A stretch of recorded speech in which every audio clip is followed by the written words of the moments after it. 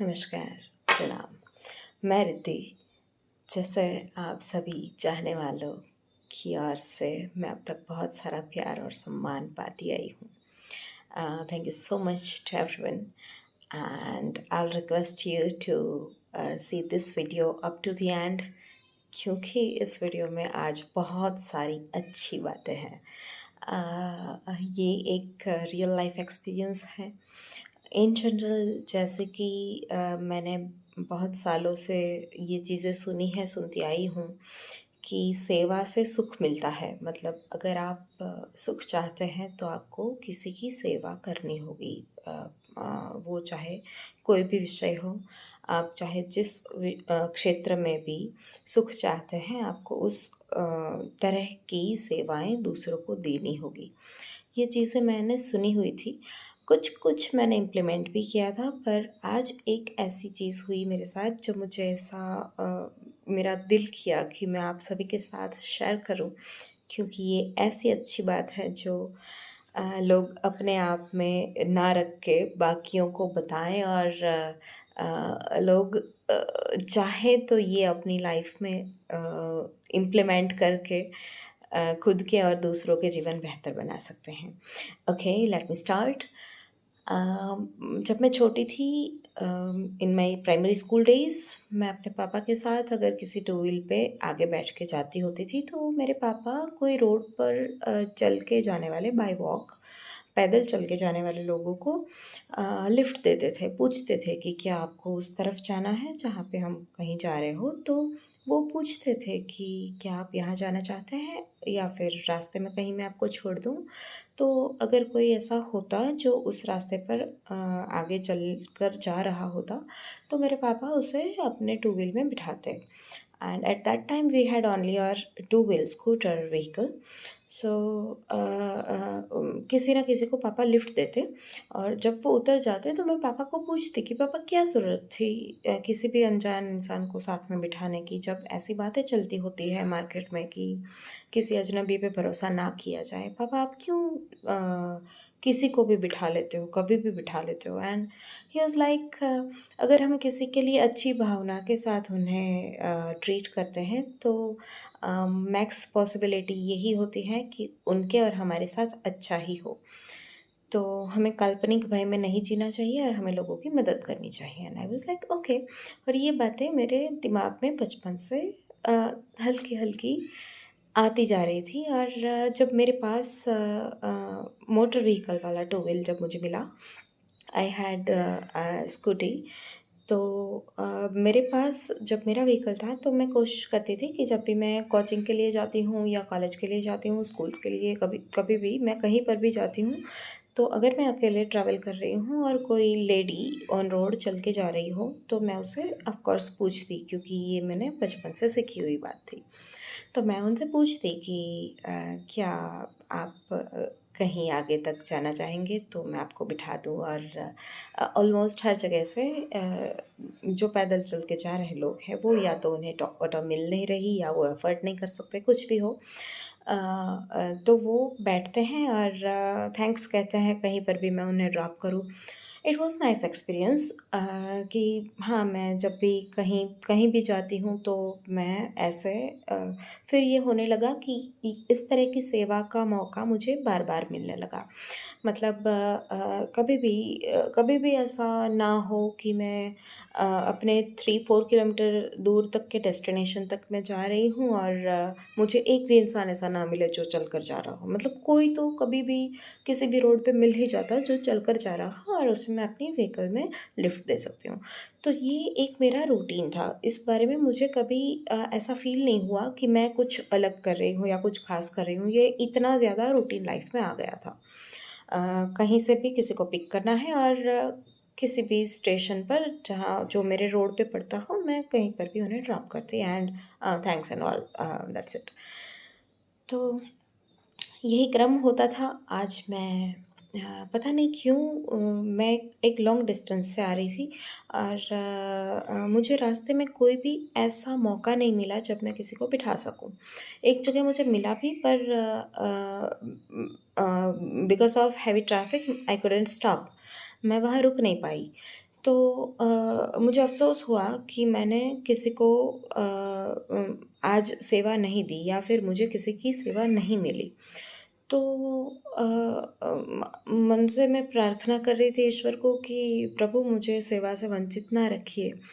और पता नहीं क्यों मुझे ऐसा फ़ील भी हो रहा था कि मुझे किसी को तो लिफ्ट देने का मौका मिलना चाहिए, ये अंदर से चल रही बातें थी। मुझे एक दादी मिली जो right now I am in Junagadh city of Gujarat. तो यहाँ एक बस स्टॉप से कलेक्टर ऑफिस के रोड पर बीच में एक तालाब का रास्ता है और वहाँ से एक दादी चल के जा रही थी। पीछे से मैं आ रही हूँ तो मैंने देखा कि शी इज़ मोर देन 60। तो मैंने उनके पास जाके गाड़ी रोकी और मैंने उनसे पूछा कि आप कहीं आगे जाना चाहेंगी तो मैं आपको बिठा दूँ। एंड शी वाज़ लाइक कौन हैं आप? एंड आई सेड मैं बस यहाँ से गुज़र रही थी, तो अगर आप चाहें तो आप मेरे साथ आ सकती हैं। और उसने कहा कि आज तक मुझे किसी ने हेल्प नहीं की इस तरह से। मैं बहुत बार यहाँ से गुज़री हूँ और मैं हर बार पैदल ही चलती हूँ। मैं गाड़ी में बैठ नहीं सकती और मेरी साँसें बहुत फूल रही है, तो मैं बोल भी नहीं पाऊँगी। पर क्या आप मुझे कलेक्टर ऑफ़िस के रोड पर छोड़ देंगी? एंड आई वाज़ लाइक या श्योर प्लीज़ बैठिए। तो मैंने उन्हें अपनी गाड़ी में पीछे बिठाया। फिर मैं अपना व्हीकल लेके चल रही थी। उन्हें ड्रॉप करना था विदिन 1 किलोमीटर। तो उनके ऑफ़िस के गेट के बाहर मैं खड़ी थी और तब तक लास्ट फ्यू सेकंड्स उन्होंने कहा कि मुझे मेरे हस्बैंड कोविड में एक्सपायर हो गए हैं और किसी गवर्नमेंट स्कीम के थ्रू मुझे 50,000 रुपये मिलने थे उनके एक्सपायर होने के बाद। तो मैं वो कलेक्ट करने के लिए आई हूँ। मैं यहाँ 2-3 दिन से आ रही हूँ पर मुझे कोई सही से गाइड नहीं कर रहा है, मुझे कोई बता नहीं रहा है कि मुझे कहाँ जाना है। कोई मुझे इस ऑफ़िस से उस ऑफ़िस भेजता है, वहाँ से किसी तीसरे ऑफ़िस भेजता है, मैं चलती जाती हूँ पर मैं थक गई हूँ। आज मेरा काम बन जाए तो बहुत अच्छी बात। और उसने एक लंबी साँस ली।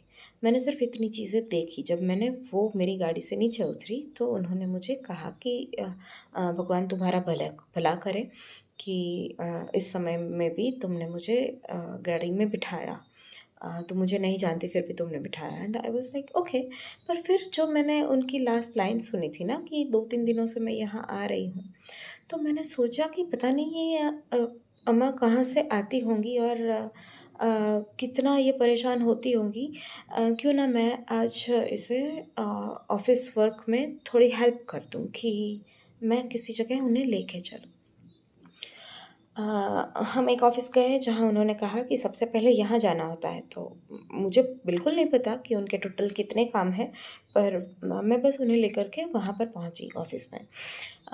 एक मैम जहाँ जो काउंटर पे थी, मैंने उनसे पूछा कि मैम इस तरह के कुछ फॉर्म्स चाहिए और इनके पैसे विथड्रॉ नहीं हो रहे हैं, क्या आप हेल्प करेंगी? उन्होंने हमें रेफ़र किया कि आप ऊपर वाले फ्लोर पे इस ऑफ़िस में जाइए। Okay, we went there also. वहाँ जो लड़का like he was younger than me, वो वहाँ टेबल पर था और उन्होंने मुझे पूछा कि ये माँ जी आपकी क्या लगती है? तो मैंने कहा मुझे कुछ नहीं लगती, वो बस बाहर रोड पर मुझे मिली थी और मुझे लगा कि मुझे इनकी हेल्प करनी चाहिए, तो क्या आप मुझे ये 2 तरह के फॉर्म्स इन्हें चाहिए, तो क्या आप हेल्प करेंगे? एंड ही वाज़ लाइक आप इन्हें जानती नहीं और आप इनके ऑफ़िस के काम के लिए आई हैं? Yes I am here, please help us out. तो फिर वो उन्होंने मुझे कहा कि आप लॉबी ख़त्म होने के बाद एक जो काउंटर बनता है वहाँ पर जाइए और वहाँ कंप्यूटर टेबल पर एक कंप्यूटर ऑपरेटर हैं, आप वहाँ जा कर के इनके डॉक्यूमेंट्स दे दीजिए। कुछ चीज़ें अगर कम पड़ती होंगी तो वो बताएँगे ज़रूर और अगर सफ़िशिएंट है तो वो आपका काम कर देंगे। मैं उन्हें लेकर के वहाँ गई। उन्होंने जाते ही उनका चेहरा देखा, डॉक्यूमेंट्स कुछ हाथ में लिए विदाउट फ्लिपिंग पेपर्स, उन्होंने कहा कि आपके 50,000 रुपये आपके पोस्ट ऑफिस के अकाउंट में जमा कर दिए गए हैं।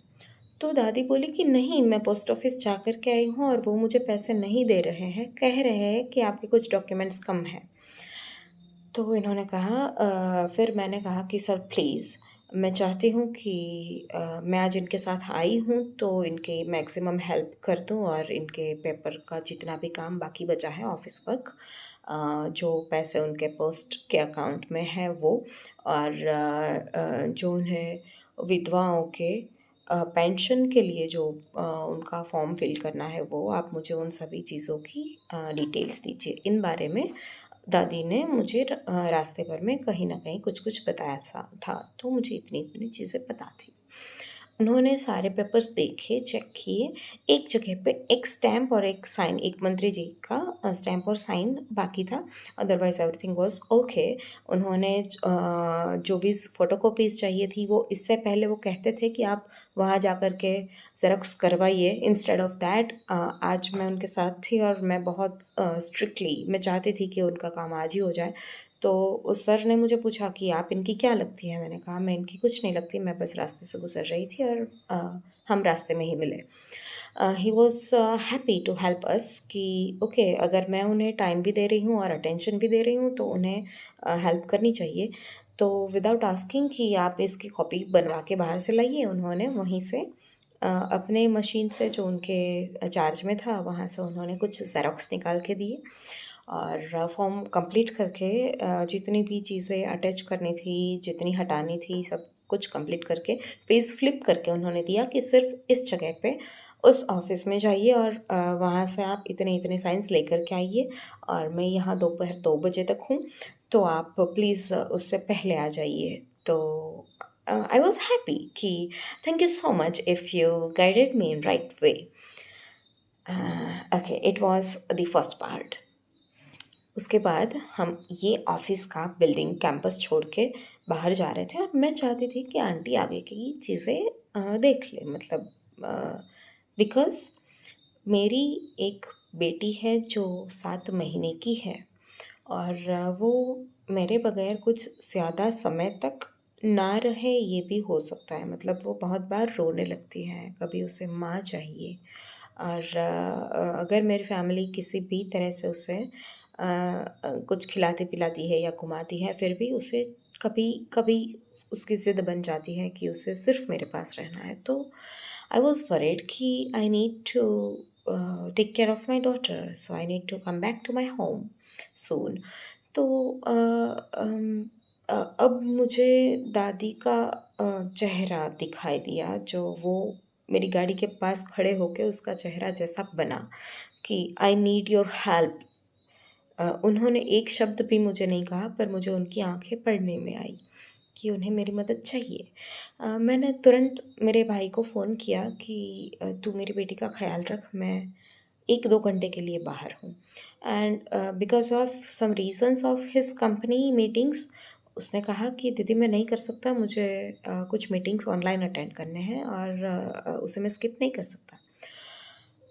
मैंने प्रार्थना की ईश्वर को कि ईश्वर मुझे आपका कुछ काम करना है, मुझे मदद देनी है अपनी ओर से, प्लीज़ मुझे कुछ रास्ता दिखाइए। मैंने विदिन अ मिनट मुझे ख़्याल आया, ऑफ़ कोर्स ये चीज़ें ईश्वर ने ही सुझाई होगी। मैंने अपनी एक फ्रेंड को फ़ोन किया कि प्लीज़ मेरे घर पे जा, मेरी बेटी वहाँ पर है और अगर वो रो रही है तो प्लीज़ उसका ख़्याल कर, मैं कुछ समय ऑफ़िस के काम के लिए बाहर जा रही हूँ और मुझे एक दादी मिली है, मुझे उसकी हेल्प करनी है। वो बहुत बिज़ी थी पर पता नहीं क्यों वो रेडी हो गई। हर नेम इज़ भक्ति एंड उसने कहा कि हाँ, मैं तुरंत आती हूँ और वो किसी रास्ते में थी, कोई काम कर रही थी, वो छोड़ के आई। ये ईश्वरीय संकेत था। वो घर आई और फिर वो केयर करने लग गई मेरी बेटी की। I was tension free for that कि अब मेरी बेटी को कोई परेशानी नहीं है, somebody is there to take care. फिर हम लोग गए पोस्ट ऑफ़िस, जहाँ पे माँ के 50,000 रुपए विथड्रॉ उनके अकाउंट में मतलब डिपॉज़िट हो गए थे और उनमें से उन्हें कुछ पैसे निकालने थे। तो मैंने रास्ते में चलते हुए, गाड़ी में बैठे हुए उनसे पूछा कि आपको कितने पैसे निकालने हैं?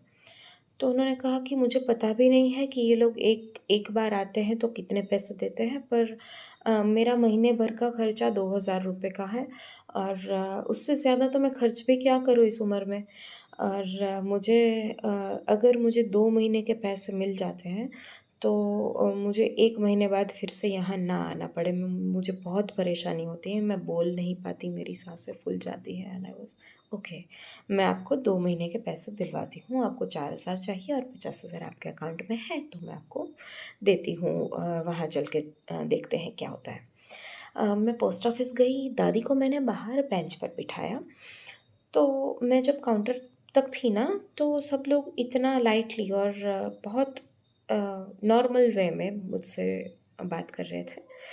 मैंने काउंटर पर पूछा कि सर हमें ये 50,000 रुपये दादाजी एक्सपायर हुए और उनके बाद दादी को मिलने वाले थे, ये है मेरे पास डॉक्यूमेंट्स, आप प्लीज़ चेक कर लेंगे कि विड्रॉ कैसे होंगे। उन्होंने कहा कि ये सेंसिटिव केस है, इसमें मैं आपको पैसे नहीं दे पाऊँगा, आपको ऑफ़िस के इस केबिन में, इस चैम्बर में जाना होगा और वहाँ जो हमारे पोस्ट ऑफ़िस के हेड हैं, उन्हें आप जा कर के मिलिए, वो आपके पैसे देंगे।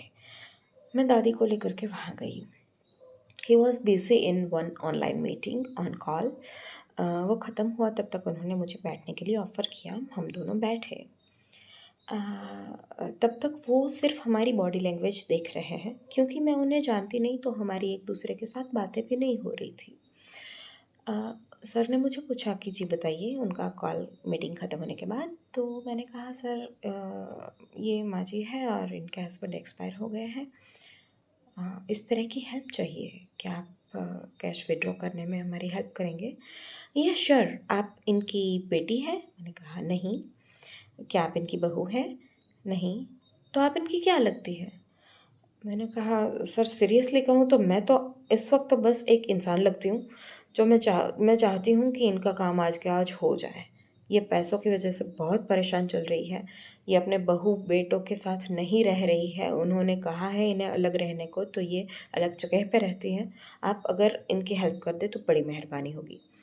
देन ऐसी 2-3 चीज़ें थी उनके पोस्ट ऑफिस के अकाउंट के रिलेटेड, उनके नॉमिनी सेट करने के लिए, नॉमिनी चेंज करने के लिए, उनके थंब इम्प्रेशंस जहाँ चाहिए होते थे वो, उनकी पासबुक जो बैंक की उनके पास नहीं थी, उसके अकॉर्डिंग, मतलब 4-5 ऐसे काम थे जो विदाउट डॉक्यूमेंट रुक जाते, नहीं कर पाते वो। मैंने सर को रिक्वेस्ट किया कि सर ये नहीं चल पाएगी, मैं आज इन्हें ऑल ऑफ सडन मिली हूँ, तो मैं चाहती हूँ कि मैं इनका काम जब तक करवा पाऊँ तब तक मैं करवा दूँ। If you can help us, it would be our pleasure. तो सर ने कहा कि ठीक है, मैं आपका काम कर दे रहा हूँ। उन्होंने अपने साथ जो भी कलीग थे उनके साथ, उनके कोवर्कर थे, उन्हें सब कुछ काम सौंप करके सारे काम करवा दिए। तुरंत सब काम हो गए, उन्हें कैश विड्रॉ करके भी तुरंत वहीं दे दिए गए। और वो इतने, मतलब दादी इतनी रोने वाली भावना में आ गई, इतनी भावुक हो गई कि मैं कैसे तुम्हारा कर्जा चुकाऊंगी। एंड आई वाज लाइक, आपको मेरे कर्ज चुकाने की ज़रूरत नहीं है, मैं कोई कर्ज नहीं ले रही या दे रही, मैं बस जितना हो सके करती हूँ। मुझे मेरे अपने नहीं पूछ रहे हैं, मुझे, मतलब she was literally crying in that office कि मेरा क्या होगा अब, मेरा जो विधवाओं का एक फॉर्म मुझे फिल करना है वो बाकी है, अदरवाइज़ मुझे बहुत खुशी है कि मुझे मेरे पैसे मिल गए, अब मुझे भूखा नहीं रहना पड़ेगा या मुझे किसी से उधार मांग के सब्जियां नहीं खरीदनी पड़ेगी। तो मुझे एकदम से इतना चोट पहुंची इस बात से कि अ, इस उम्र में इसे उधार भी कौन देता होगा। शी वॉज 80 और 82 years, 82 was her husband's age जो एक्सपायर हो गए, और ये इस वक्त 80 साल की थी है।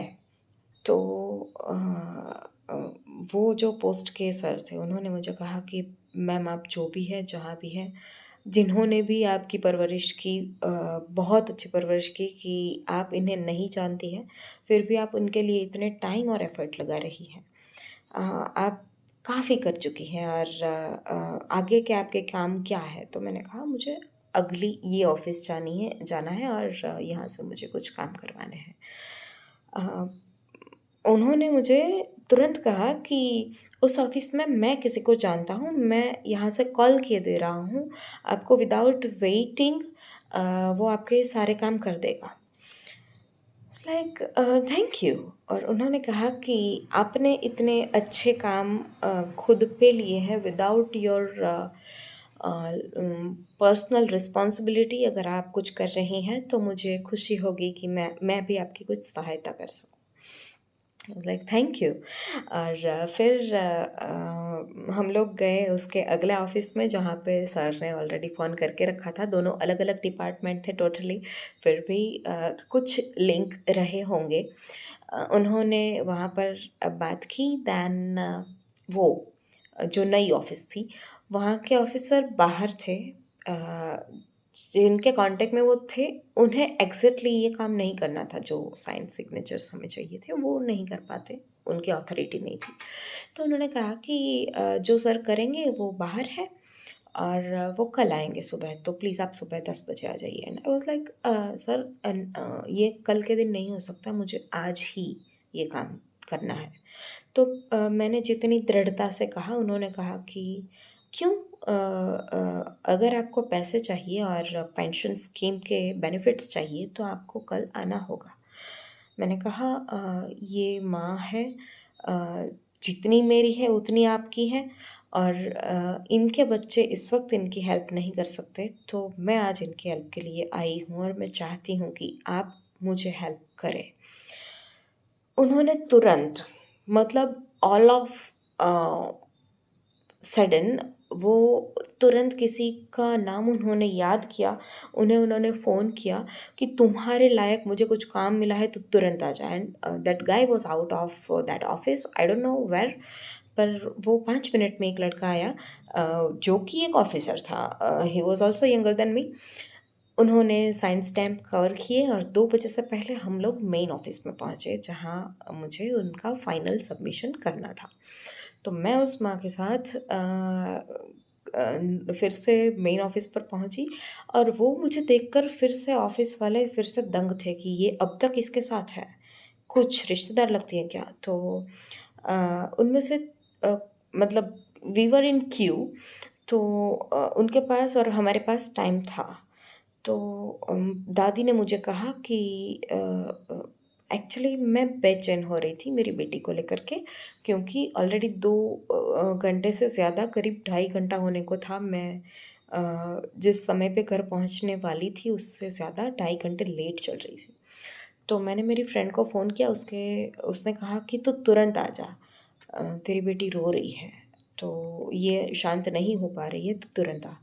और मैंने कहा मैं कैसे आऊँ, मतलब अब एक लास्ट थोड़ा सा काम बाकी है, अगर मैं चली गई और अगर किसी ने इन्हें फिर से कहा कि ये डॉक्यूमेंट कम है या कुछ भी, तो क्या होगा। एंड मैं यहाँ पर आई।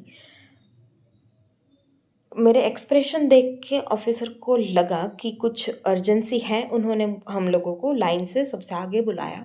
मैं वहाँ पर गई और सारे काम ख़त्म हो गए तुरंत। और उनका जो विधवाओं को पेंशन मिलने वाली एक scheme, I don't know the name of that scheme, thanks to our government, कि ऐसे स्कीम्स चल रहे हैं जो ऐसी स्थिति में सीनियर सिटीजन्स जो हो उनके लिए काफ़ी सहायक हैं। तो उन लोगों को हेल्प मिलनी शुरू होगी, इस बात से मैं खुश थी कि ओके, मैंने जितना भी टाइम और एफर्ट्स व्हाटएवर जो भी मैंने लगाया, ठीक है, उतनी बातें इनका काम हो गया, तो मैं अंदर से बहुत खुश थी। But there is a part 3 of this story कि मैं नीचे आई और फिर मैंने उनसे पूछा कि माँ आप कहाँ रहती हैं? तो उन्होंने कहा मैं पंचेश्वर सोसाइटी में रहती हूँ, जो कि हम जहाँ थे वहाँ से करीब करीब 7 से 8 किलोमीटर था, और वहाँ जाने के लिए सीधी कोई गाड़ियाँ या अवेलेबल नहीं था। मैंने कहा आप कैसे जाएंगी? तो उन्होंने कहा कि मैं पैदल चल के जाऊँगी 8 किलोमीटर। और वो औरत जो चलते वक्त इतनी सांसें उनकी फूल जाती है, वो नाक से सांस नहीं ले पाती हैं नॉर्मली भी, तो वो मुंह खोल के सांस लेती है, उनकी सांसें फूलती हैं, वो बोल नहीं पाती या फिर उनके हाथों से चीज़ें गिर जाती हैं, ये मैंने इतने घंटों के टाइम में देखा। तो मैंने कहा ओके, मेरी बेटी रो रही है, पर मैंने प्रार्थना की ईश्वर से कि प्रभु मुझे कुछ और तेरा काम करना है, तो प्लीज़ मेरा संभाल ले। और फिर मैं निश्चिंत होके, मतलब मैंने बस प्रार्थना कर ली, फिर मैंने प्रभु पर छोड़ दी अपनी बातें। और रही बात उसके आगे की, हम लोग उनकी उनकी सोसाइटी में, जहाँ पे उन्होंने कहा कि विवेकानंद जी का स्टैच्यू है, उसके पास एक माता जी का मंदिर है, वहाँ मैं रहती हूँ। तो हम स्टैच्यू तक तो पहुँचे, वहाँ तक तो मेरी जानी हुई जगह थी, तो वहाँ तक तो मैं पहुँची। उसके बाद मुझे कोई मंदिर नहीं दिखा जो उस उन्होंने मेंशन किया। तो मैंने उनसे पूछा कि यहाँ से आगे कौन सी तरफ जाऊँ, क्योंकि वहाँ 4-5 रास्ते थे। तो उन्होंने मुझे एक रास्ता कहा, यहाँ जाना है। हम वहाँ गए, कुछ 200 मीटर ऐसी कोई जगह नहीं आई जो वो बता रही थी। मैंने कहा क्या हम वापस चलें? उन्होंने कहा हाँ, मैं भूल गई, शायद ये नहीं, कोई दूसरा रास्ता था। We were on second road.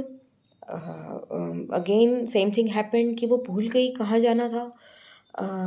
उनका घर उन्हें याद नहीं आ रहा है। और मैंने कहा कि आप आराम से याद कीजिए, कोई हड़बड़ाहट नहीं है।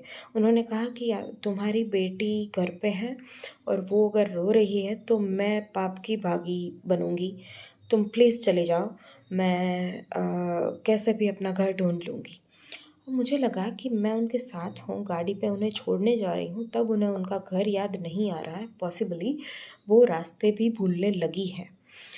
तो मैं जिस रास्ते पे जा रही हूँ, उन्होंने जो मंदिर कहा वो मंदिर मैंने दूसरों को पूछ के वो मंदिर ढूँढा।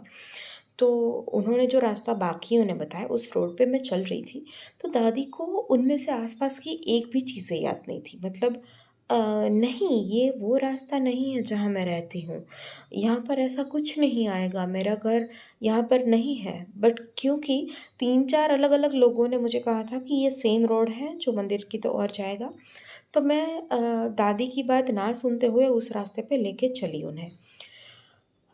बिकॉज़ ऑफ एज वो अपने घर का रास्ता भी भूल चुकी थी। उन्हें बस अपना घर याद था। उन्हें ये याद था कि मंदिर के पास उनका घर है, पर मंदिर के एक कोने पे मतलब 2 मंदिर हैं। एक कोने पर इनका घर है और दूसरे मंदिर से उन्हें टर्न लेके जाना है। उन्हें इतना याद था, पर उन्हें 2 मंदिरों के नाम भी मतलब याद नहीं थे। वो उन्होंने मुझे रास्ते में एक बार बताया, तो मुझे हल्का-फुल्का याद था कि कुछ पास से कोई मंदिर था। मैं वहाँ गई, एक दुकान पे मैंने पूछा कि यहाँ कोई मंदिर है क्या? उन्होंने कहा हाँ, बहुत सारे हैं, कौन-सा मंदिर? मैंने कहा कुछ प से शुरू करके 4-5 अक्षर। हाँ, पंचेश्वर महादेव मंदिर यहाँ पर है, या फिर पंचनाथ महादेव, आप कहाँ जाना चाहते हैं? तो मुझे याद आया कि पंचनाथ कहा था। ओके, मैं उन्हें दादी को ये भी याद नहीं था कि उन्होंने कौन-सा मंदिर कहा। मैं उनका घर ढूँढ रही हूँ। डेस्परेटली मैं चाहती थी। अब मुझे बिल्कुल अंदाज़ा नहीं है कि वो कहाँ रहती होगी। उन्होंने मुझे मीनवाइल कहा कि ये पेंशन की चीज़ें मैं अपनी बहन के साथ, मेरी बड़ी बहन थी, वो बहुत बीमार थी और एक्सीडेंटली उनके पैर में इंजरी आई और वो हैंडीकैप हो गई। तो उसके सारे पेंशन के काम मैं करती थी, पर तब मैं छोटी थी, तो मैं उनके सारे काम कर पाई, पर इस वक्त मेरी उम्र में मैं अपने काम खुद से नहीं कर पा रही हूँ। आई एम सॉरी कि मुझे तुम्हारा समय और तुम्हारा इतना ज़्यादा, तुम इतनी गाड़ी चला रही हो मेरे लिए, इतनी तेज़ धूप में घूम रही हो मेरे लिए, आज तक मुझे किसी की इतनी मदद नहीं मिली है। मैं, मतलब वो बहुत माफ़ी भी मांग रही थी और बहुत शुक्रिया भी अदा कर रही थी। मैं बस चाहती थी कि उनका घर जल्द से जल्द आ जाए, कि मैं तुरंत वहाँ से निकलूँ और मैं अपने घर पे पहुँचूँ, मेरी बेटी के पास। क्योंकि मैं प्रार्थना कर चुकी थी ईश्वर से कि कुछ भी करके परमपिता सँभाल ले मेरी बेटी को, मैं कुछ और सँभालना चाहती हूँ। तो मैं वहाँ रही और बहुत मुश्किल से, मतलब गलियाँ घूमते-घूमते, इट वाज़ क्वाइट सिंपल।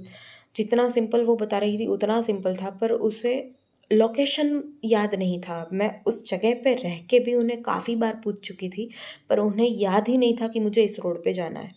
तो मैं लोगों को पूछते-पूछते कि ये अम्मा को आपने कहीं पे यहाँ रहते हुए देखा है? या फिर ये यहाँ इनको आपने पहले कभी देखा है? किस गली में ये रहती है आप जानते हैं?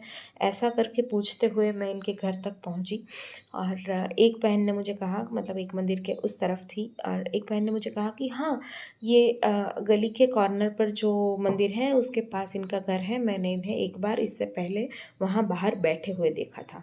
और मैं उम्मीद उस वक्त तो मैं सीरियसली उम्मीद कर रही थी कि बस अब ये इनका घर हो तो बहुत अच्छा।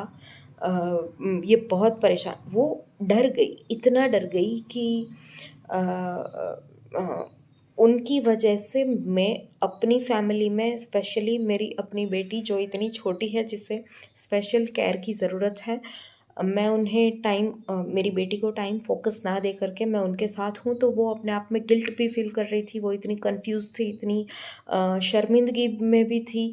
और मैंने उनसे कहा कि आप चिंता ना करें, सब कुछ ठीक होगा। मैं उनके घर के बाहर, उन्होंने कहा कि ये जो ब्लू कलर का कपड़ा जिस पर लगा है ना, वो मेरा घर है। तो वो एक ऐसा घर था, जितना गरीब घर मैंने इससे पहले कभी नहीं देखा था। All thanks to my parents. मैं ईश्वर की शुक्रगुज़ार हूँ कि उन्होंने मुझे इ इतनी अब तक संपन्नता दी है कि मैंने इतनी करीब से गरीबी नहीं देखी। आस-पास के घर सभी बहुत सही थे, पर इनका घर, दीवारें पक्की थी, पर बाकी उसकी छत कच्ची थी, या फिर बाहर से ऐसा लग रहा था कि अंदर इन्हें बहुत परेशानी होती होगी। विदाउट सीइंग और नोटिसिंग मैं चाहती थी कि मैं घर चली जाऊँ, एटलीस्ट ये अपने घर पहुँच गई है तो आगे का वो मैनेज कर लेगी। मैंने उन्हें गाड़ी से उतारा, फिर मैं गाड़ी स्टैंड चढ़ा रही थी, मैं निकलने की तैयारी में, और वो चिल्ला करके बोली कि बेटी, मैंने तुम्हारा नाम भी नहीं पूछा, तू कौन है? मैंने कहा, आप आपको नाम याद भी नहीं रहेगा, आप चिंता ना करें, सोच लीजिए, मान लीजिए कि आपकी कोई बेटी है। उन्होंने कहा कि मुझे तो प्लीज़ अपना फ़ोन नंबर दे। अ, मैंने कहा, अब इन्हें कैसे पढ़ना भी आएगा? मैंने कहा, आप क्या लिखे हुए अक्षर पढ़ लेती हैं? कहा, नहीं, पर मैं किसी को कहूँगी। अगर मेरा आगे से कुछ काम ना बना तो। मैंने कहा, ओके, क्या मैं आपकी एक फ़ोटो ले सकती हूँ? अगर मैं अपने शहर में नहीं हूँ तो आपको फिर फर्दर कोई हेल्प चाहिए तो मैं अपने पापा को आपकी फ़ोटो भेज के कह सकूँ कि इस एड्रेस पे चाहिए और इन्हें आप हेल्प कीजिए। तो उन्होंने कहा, हाँ, मुझे कोई परेशानी नहीं है। और मैंने जब उनके सामने फ्रंट कैमरा किया, अ, उन्होंने इतने आश्चर्य से देखा कि ऐसा क्या है? मतलब ऐसे भी फ़ोटो खींचते हैं। उन्हें पता ही नहीं था कि सेल्फ़ी भी होती है। इस ज़माने में उन्हें नहीं पता था कि सेल्फ़ी भी ली जा सकती है। और वो इतनी आश्चर्य में देख रही हैं, और देखते-देखते वो रो भी रही है। फ़ोटो क्लिक करने के बाद वो रोई कि मैं कितनी खुशकिस्मत हूँ कि तू यहाँ। ये सब चीज़ें हुई रोड पर। नेक्स्ट पार्ट, उन्होंने कहा कि प्लीज़ तू मेरे घर आ, मेहरबानी कर बेटी, मेरे घर आ। मैंने कहा, मेरी बेटी घर पे मेरे इंतज़ार में होगी, मुझे जाना है। उन्होंने कहा, बस मेरे घर पे बस 1 मिनट के लिए आ जा, क्योंकि मैं चाहती हूँ कि तेरे कदम मेरे घर में पड़े। मैं चाहती हूँ कि जो भगवान मुझे मदद करता है मैं उसे देखूँ। अ, उन्होंने मुझे इतने सम्मान से, इतने प्यार से, इतने फ़ोर्स से अपने घर में आने के लिए कहा कि मुझे लगा कि मेरी बेटी रो रही है तो 2 मिनट और रो लेगी, मैं जाऊँ इनके पास और इनके घर में बस एक बार होकर के आऊँ। मैंने दरवाज़ा खोला, मैंने घर के अंदर की जो चीज़ें देखी, मेरी आँखें दंग हो गई कि इस उम्र में इस औरत को कितनी ज़्यादा परेशानी में जीना इनका चल रहा है। मैं इनकी क्या मदद कर दूँ? पर क्योंकि मेरे पास टाइम ही नहीं था तो मैंने कहा, ओके, मैं आपका फ़ोन नंबर ले रही हूँ, आपको मेरा नंबर दे रही हूँ, आपके पास कोई पेपर है? उन्होंने अपनी कहीं से ढूँढ करके पुरानी डायरी मुझे दी और कहा कि ये। मैंने कहा, आपके पास पेन है? बहुत बहुत ना पूछने वाला एकदम इररिलेवेंट क्वेश्चन था कि उनके पास पेन है, पर फिर भी मैंने पूछ दिया हड़बड़ाहट में, और उन्होंने कहा मेरे पास पेंसिल है, मुझे ढूंढनी पड़ेगी। वो उसे ढूंढने लगी। मैंने कहा ओके, टेक अ ब्रेक, आप आराम से यहाँ बैठिए, मैं अपनी पेन लेकर के आती हूँ। मैं बाहर गई अपनी गाड़ी से, फिर से अपना पेन लेकर के आई, मैं लिख रही हूँ और वो पास में बैठे बैठे रो रही है। फर्दर क्या क्या ऑफिस के काम इन्हें आ सकते हैं उसका मैं गाइडेंस लिख रही थी, कि अगर मैं नहीं हूँ या मैं कवरेज में नहीं हूँ, कुछ भी परेशानी रही तो किसी को भी वो पढ़ा करके वो उस रूट पे जा सके। तो उन्होंने कहा कि मेरे घर पे कुछ क्या तुम चाय पियोगी? वहाँ जितनी गरीबी मैंने देखी, मेरी हिम्मत ही नहीं, खैर मैं चाय या दूध नहीं पीती हूँ। तो उन्होंने कहा कि चाय पिएगी? मैंने कहा नहीं। तो मैं तुम्हें दूध पिलाऊं? मैंने कहा नहीं। क्या मैं तुम्हें कच्चा दूध पिलाऊं? अगर तुम्हें मेरी रसोई से अगर पीना पसंद नहीं है, तुम्हें अगर लगता है कि हिचकिचाहट हो रही है कि इतने गरीबों के पास क्या होगा, तुम कच्चा दूध भी अगर पीना चाहो तो मैं वो भी दे सकती हूँ, वो है थोड़ा मेरे पास। बाकी मैंने कुछ रसोई बना के रखी है। एक पतीले में, चूल्हे के ऊपर, उन्होंने घर के अंदर चूल्हा, उसके अंदर उन्होंने एक पतीले के अंदर इतनी सी सब्ज़ी बनाई हुई, मतलब उसके पास ज़रा सी सब्ज़ी के लिए छोटा बर्तन नहीं था या वॉटेवर। तो वो उन्होंने सब्ज़ी बनाई हुई ढक कर के वो गई थी कि वो ऑफिस से आकर के खाएगी। उसके बाद उन्होंने दूसरी तरफ किचन के दूसरे पार्ट में एक बड़ी परात थी जो उल्टी थी, उन्होंने उसे सीधा किया और नीचे एक पत्थर के ऊपर, लिटरली एक पत्थर के ऊपर 4 रोटियां बना करके रखी थी। उसमें भी उन्होंने एक रोटी वहाँ गाय और कुत्ते को आधी आधी खिलाने के लिए एक रखी थी, और 3 वो उन्होंने अपने लिए बनाई थी, कुछ मोटी सी छोटी छोटी 3 रोटियां। उन्होंने कहा कि ये मैं यहाँ से खाना बना करके गई थी, अब मैं इसे खाऊंगी। इतना ज़्यादा मुझसे खाया नहीं जाएगा, आज मेरा मन बहुत खुश है, मुझे इतना खाना मुझसे खाया नहीं जाएगा, बेटी तू थोड़ा सा खा ले। और क्योंकि मुझे बहुत लेट हो रहा था तो मैंने कहा कि नहीं माँ आप खाइए। और मैंने नज़दीक से देखा तो मुझे पता चला कि उन चपातियों में भी चींटियाँ चढ़ गई थी, मतलब चींटियों ने उन्हें खाना शुरू कर दिया था। मैंने कहा कि माँ ये अ, सीधे मत खाइए, इसे साफ़ करना पड़ेगा या फिर इसे फिर से बनाना पड़ेगा इन चपातियों को। क्यों? मैंने कहा शायद इसमें चींटियाँ हैं, मुझे ऐसा लग रहा है। उन्होंने कहा हाँ होंगी, वो यहाँ कभी कभी मौसम बदलता है तो कभी कभी इसमें चींटियाँ आ जाती हैं, मैं उसे निकाल करके खा लूँगी। ते तुझे बहुत लेट हो रहा है, तू जा, तू यहाँ रुकेगी तो मुझे बहुत अच्छा लगेगा, पर प्लीज़ तू जा, तेरी बेटी का ख्याल कर। मुझे बहुत दुख है कि मेरी वजह से तुम्हें और तुम्हारी बेटी को परेशानी हुई। आई वाज़ लाइक आप बिल्कुल चिंता ना करें, आप सही जगह पे हैं, मैं कुशलता से घर जा रही हूँ, आप निश्चिंत हो। मैं घर आई तो मुझे पता चला कि मेरी बेटी जो रो रही थी वो थोड़ा सा कुछ समय के लिए अनईज़ी थी, मतलब वो गिर गई थी, तो डर गई थी और थोड़ा रोई थी।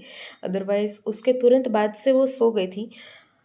मोस्ट पॉसिबली ये वो टाइम था जब मैंने प्रार्थना की थी कि ईश्वर तू संभाल ले। तब से आई एम सॉरी, तब से मैं जब वापस आई घर, तब तक मेरी बेटी सो रही थी। मैं जब वापस आई और मैंने ईश्वर को शुक्रिया किया, हाथ जोड़ के मैं प्रार्थना कर रही हूँ कि भगवान बहुत शुक्रिया कि तुमने वो चीज़ें भी संभाल ली और ये भी संभाल ली। मैं शुक्रिया धन्यवाद इस बात पर भी कर रही थी कि मुझे तो खुशियों के मौके दिया कर, अपनी और दूसरों की।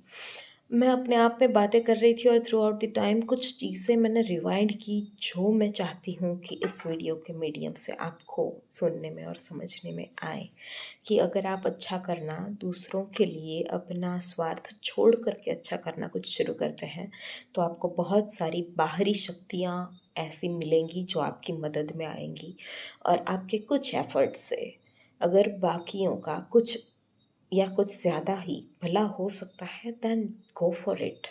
अगर आप लायक हैं, आप पढ़े लिखे हैं, आपको रोड्स की गाड़ी चलाने की अ, अच्छी ग्रिप है, या आपके पास फैसिलिटी है, आपके पास अपना व्हीकल है और आप बहुत ज़्यादा अर्जेंसी में नहीं है, then help out those people. उन्हें आप मदद कीजिए जिन्हें सच में ज़रूरत है, किसी पढ़े लिखे की या कोई यंग एज का हेल्पिंग हैंड उन्हें चाहिए होता है, उन्हें मदद की ज़रूरत है। Please do help to all of your knowing और अननोइंग सीनियर सिटीज़न पर्सन्स। और स्पेशली मैं ऐसा आज के एक्सपीरियंस के बाद कह सकती हूँ कि उनके पैसे जो कहीं रुके हुए थे वो अब से वो अपने आप वो विड्रॉ कर पाएंगी। और उन्होंने इस उम्र में भी ये सोचा कि मेरा कोई नॉमिनी होना चाहिए, या ये है तो इसकी जगह पे वो होना चाहिए, क्योंकि उस नॉमिनी के पास मेरी ज़िंदगी कितनी रही।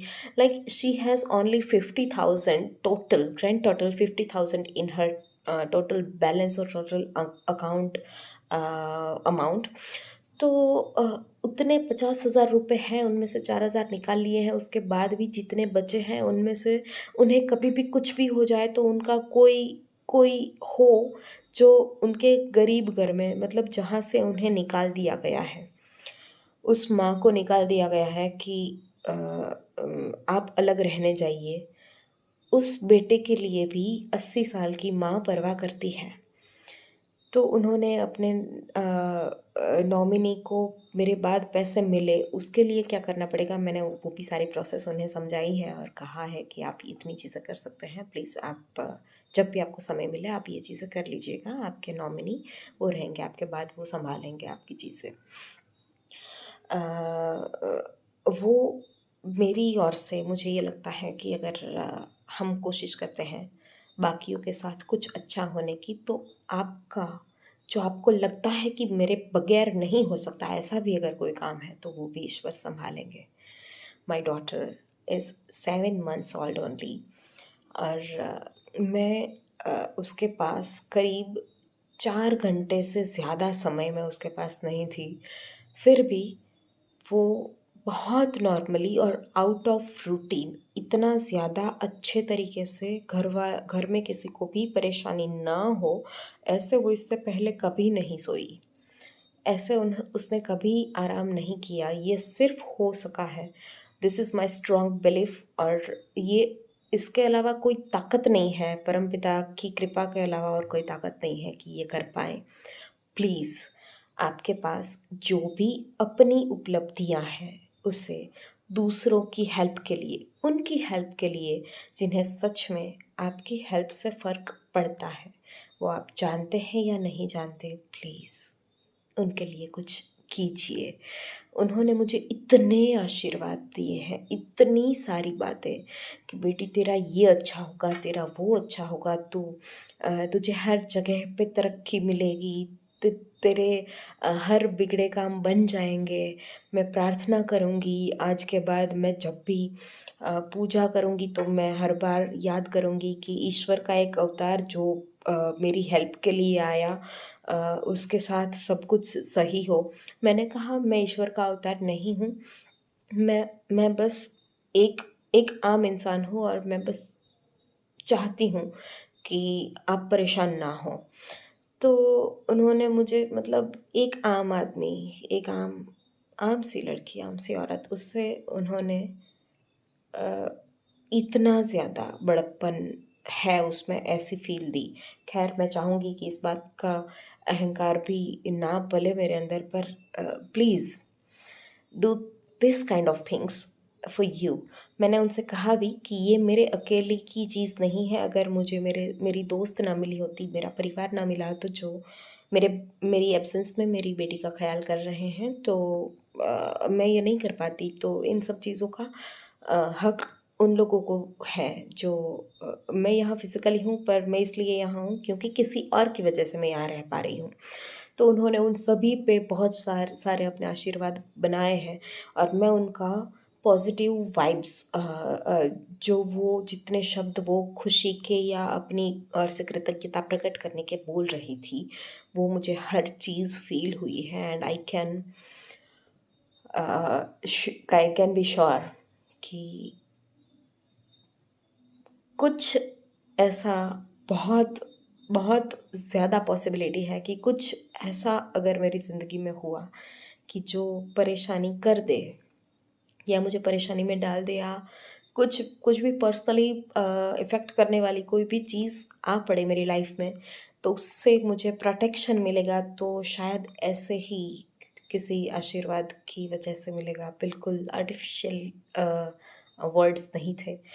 अम, मैं नहीं कह सकती उन्होंने मुझे जो भी कहा, जितनी खुशी और जितने शुभाशीष उन्होंने मुझे दिए, मैं चाहती हूँ कि आप मेरे सुनने वाले हैं, मेरे साथी हैं, मेरे वर्चुअल प्लेटफॉर्म पर या रियल लाइफ प्लेटफॉर्म पर मेरे साथ रहे हैं।